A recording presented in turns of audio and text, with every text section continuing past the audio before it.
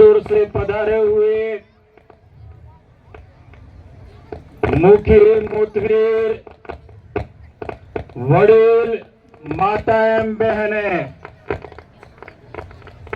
साथ ही साथ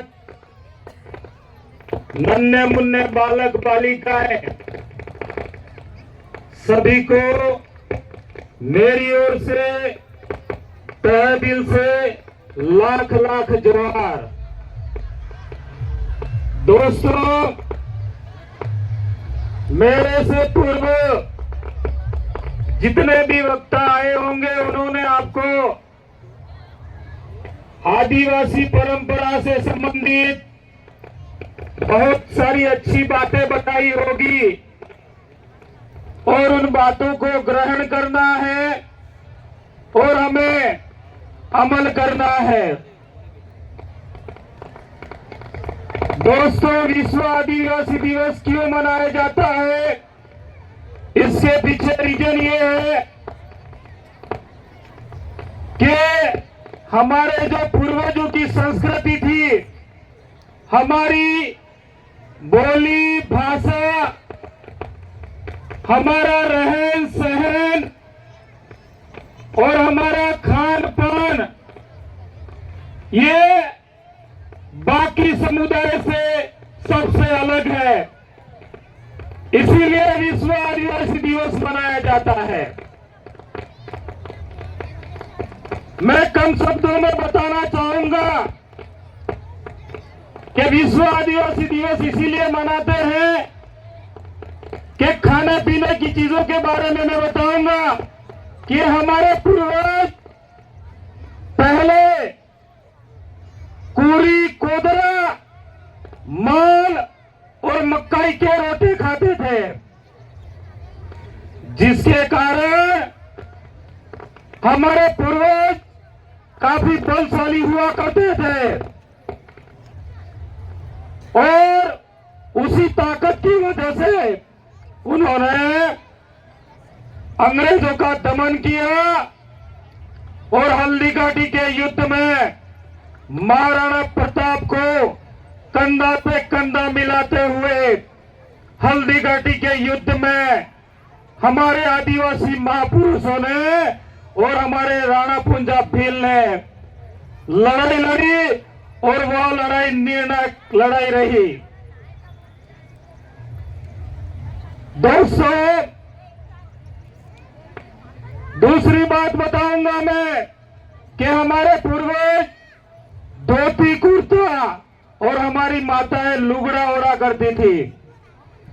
उसकी वजह से ही हमारी आदिवासियों की एक अलग पहचान है। अगर ये पहचान बनी रहेगी तो हमारा आरक्षण भी बचा रहेगा। अगर हमारी ये पहचान धीरे धीरे लुप्त हो गई तो हमारा आरक्षण भी खत्म हो सकता है। आपसे कभी न कभी केंद्र सरकार अगर जाति जनगणना अगर निकालती है या जाति जनगणना करवाती है तो आपसे पहले आपका रहन सहन, आपका खान पान ये पूछा जाएगा। तो दोस्तों, अपने अपने घरों में हमारे पूर्वजों ने जो आविष्कार किए थे, जो चीजें सबसे पहले वैज्ञानिक पद्धति आदिवासी लाया था, उन चीजों को भी हमें बचा के रखना होगा। हमारे पूर्वजों ने सबसे पहले होल्ला बनाया तो इन्होंने तगारा बनाया। हमारे पूर्वजों ने कासोट बनाई तो इन्होंने परत बनाई।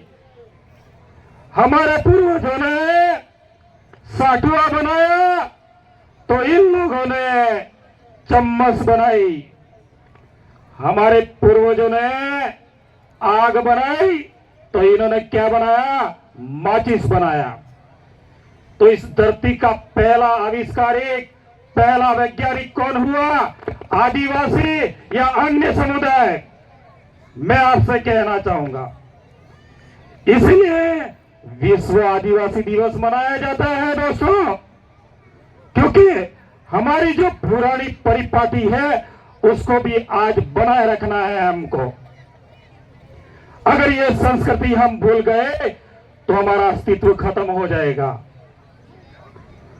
दोस्तों, बातें और बताने की बहुत सारी है, वक्ता भी बहुत सारे हैं, लेकिन कुछ एक दो बातें और बताऊंगा मैं मौलिक अधिकार के बारे में। हमारे जो मौलिक अधिकार है उनके बारे में बताना चाहूंगा। बहुत सारे हमारे युवा पढ़े लिखे होने के बावजूद भी मौलिक अधिकारों से अनभिज्ञ है।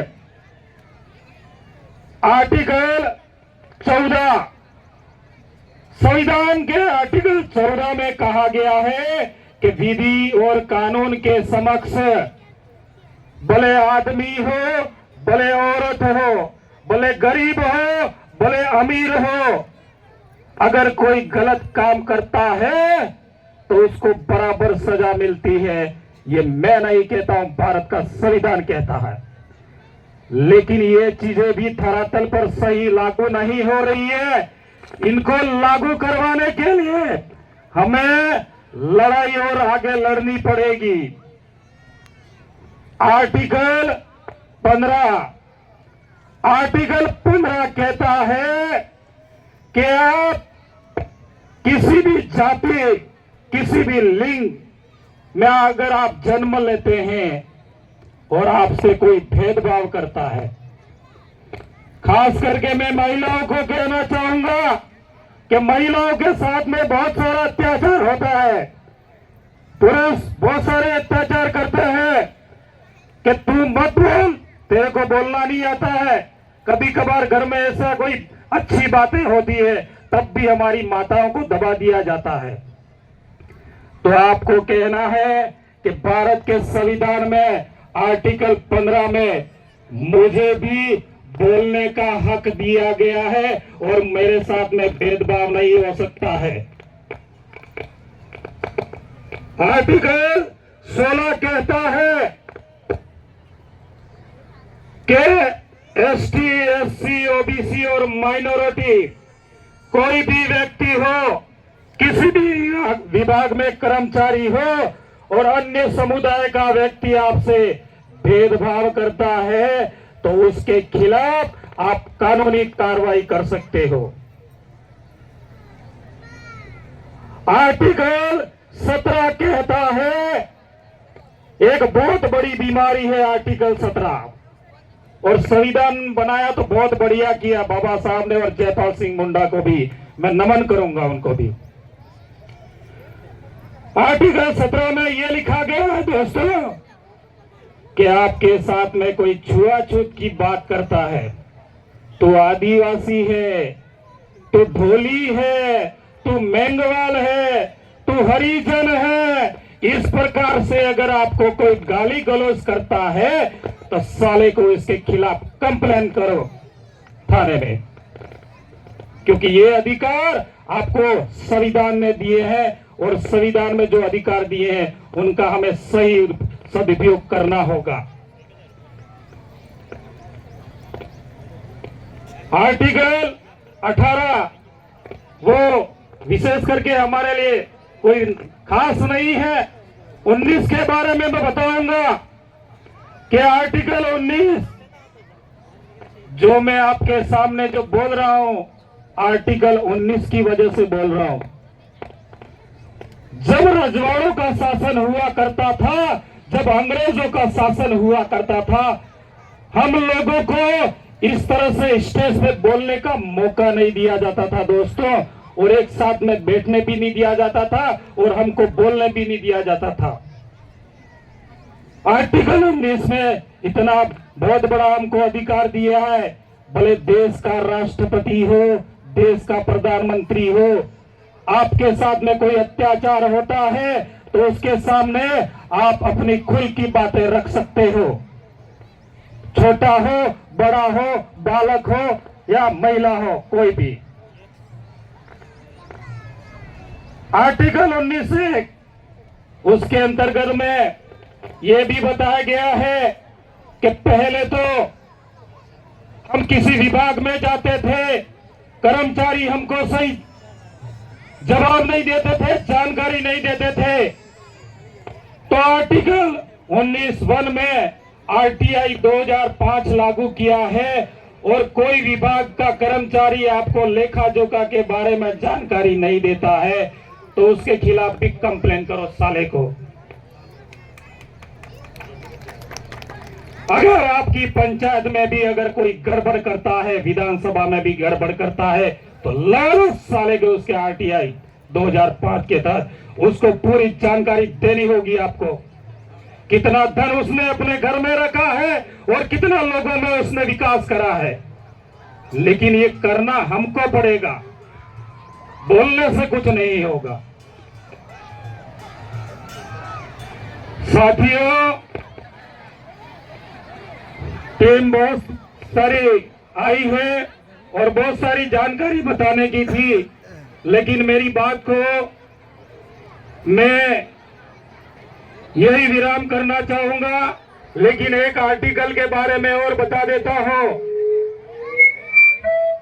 सभी शांति बनाए रखें। आप जहां बैठे हैं, जितने भी भाई बंधु आए हैं, शांति बनाए रखें।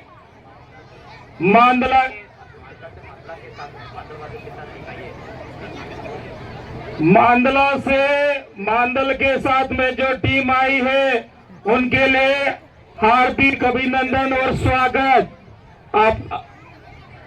आप शांतिपूर्वक अपनी यथा स्थान पर बैठे। दोस्तों, मैं 1 मिनट में अपनी बात खत्म करूंगा। आर्टिकल 20 कहता है कि कोई व्यक्ति अगर अपराध करता है और अपराध करने के बाद में अगर उसको जेल होती है, अपराधी को तो जेल होनी चाहिए, मैं मना नहीं करता हूं, लेकिन अगर कोई निर्दोष है उसको अगर सजा मिलती है, और आर्टिकल 20 कहता है कि एक व्यक्ति को 1 से 2 बार सजा नहीं दी जा सकती है। तो दोस्तों, मैं अपनी बात को नारों के हिसाब से या विराम करना चाहूंगा। एक बार नारा हो जाए। जय जोहर का नारा है, जय जोहर का नारा है। मन्ना रे जगदीश भाई, मन्ना रे जगदीश भाई। बहुत बहुत धन्यवाद। हमारे बीच में हमारे